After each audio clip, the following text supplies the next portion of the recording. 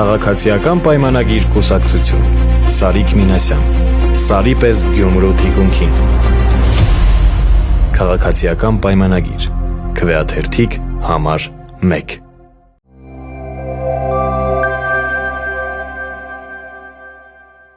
Ոչ, ես չեմ փոշմանել, որովհետև ես միշտ եւ իմ որևէ հարցազրույցում որևէ մեկը չի կարող գտնել այդպիսի երանգ,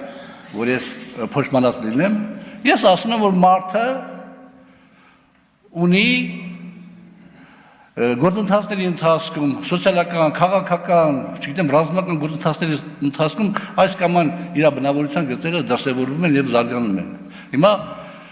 պարոն Փաշինյանը մեր երկիրը ղեկավարել է դժվարագույն ժամանակահատվածում, ընդունել է դժվարագույն որոշումներ։ Ես բոլոր իր ընդունած որոշումներին հետ օքեյ եմ, կներեք այդ բառի համար։ Ես գրեթե օքեյ եմ նաև խաղաղության պայմանագրի այս նախագծի հետ, ոչ թե թղթի հետ եմ օքեյ ընդորում, այլ ես օքեյ եմ այն բանի հետ, որ վարչապետին եւ արտաքին գործերի նախարարությանը եւ ընդհանրապես քաղաքացիական պայմանագրի թիմին իմ նաև համեստ մասնակցությամբ հաջողվեց, որ աշխարհին ապացուցենք, որ մենք խաղաղություն ենք ուզում եւ որևէ հիմար չի կարող մտածել, որ Հայաստանը կարող է պատերազմ հայտարարի ադրբեջանական թուրքական տանդեմին։ Այսի իմ համար շատ ավելի կարևոր է։ Բայց քանի որ վարչապետը երկիրը ղեկավարել է ծանրագույն ժամանակահատվածում, բայց քանի որ մեր քաղաքական թիմը նախնական տարածվել է իր բաների մեջ մի քիչ ուրիշ է դարել, վարչապետը իմ կարծիքով կորցրել է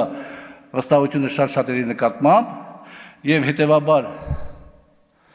եթե ինքը վերարտադրվի նորից որպես վարչապետ, ապա ինքը կդառնա ավտորիտար ղեկավար, ավտորիտար ղեկավար դառնալու դեպքում էլ այսօրվա պայմաններում դա շատ վտանգավոր կլինի մեր պետականության համար։ Ես իմ համեստ ներդրումը պետք է բերեմ, անեմ ամեն ինչ, որ ինչքան որ կարամ, որ չվերարտադրվի պարոն Փաշինյանը։ Հակասություն չկա իմ ասածների մեջ, լրագրողների նման մի բան արա։ Արձագանք։ Պարոն Աղազարյան, դիվանագիտական պատասխաններ լավ էլ հասկացաք, որ հակասական էր, բայց ես ինչ անեմ, հիմա լրագրողը ինչ կանի, մի կողմից ասում եք դժվարին էր, խեղճ մարդը ինչ անի, մեկ էլ ասում եք ամեն ինչ անեմ, որ չվերարտադրվի։ Հենա որ ամեն ինչ լավ է, թող տանի մարդը շարունակի իր ծրագիրը, էլի, լավ, այդ խնդրի մյուս կողմն է, առնվազն այդքան էլ ազնիվ չի։ Հիմա տիկին դատախազն է այստեղ։ Այս գործով, այս $23,000 գործով, որ ասում է ինձ չեն կանչել հարցաքննության, մի տևական շրջան անցել է, ի վերջո նաև այս գործն է ձեր միջնորդության հիմքում։ Ես հատուկ ժամանակ ձեզ չտվեցի այդ հարցաս, հիմա հասկանանք, տեսնենք, հետո միանգամից ձեր եզրափակիչ ելույթում, եթե հարմար գտնեք, կարծում եմ կարևոր է անդրադարձեք։ Ինչու՞ չեք կանչել հարցաքննության, ինչու այս գործը ավելի մանրակրկիտ չի, թե ասենք օրինակ մենակ այն նախորդ գործը լրիվ բավարարեր, այս մեկն էլ տենց ոնց որ մի քիչ հետը թողը տենց համեմունք լինի, բերենք։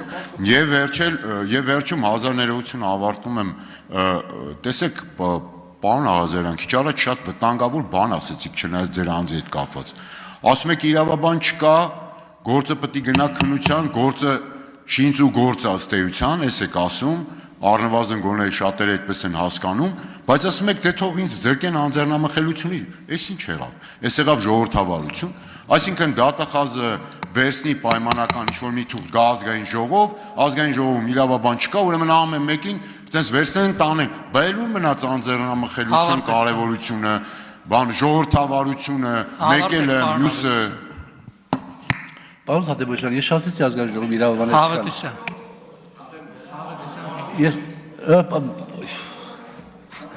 Պարոն Ավետիսյան, կներեք, ես ասեցի, որ ազգային ժողովում չկան իրավաբաններ, քաղաքացիական պայմանագրի խմբակցությունում չկան իրավաբաններ նաև, ես ասեցի, որ մի քանի հոգի են, քիչ են, իսկ մյուսները իրավաբաններ չեն, եւ շատ դժվար կա, ես ինքս 20 անգամ կարդացել եմ այս բացատրուկը, չեմ հասկանում, որից հետո որ բանը հստակ բաներ ասեմ, հետեւաբար ես համարում եմ, որ տրամաբանական կլինի, եթե իմ պարզաբանումները այդքան էլ չեն կամ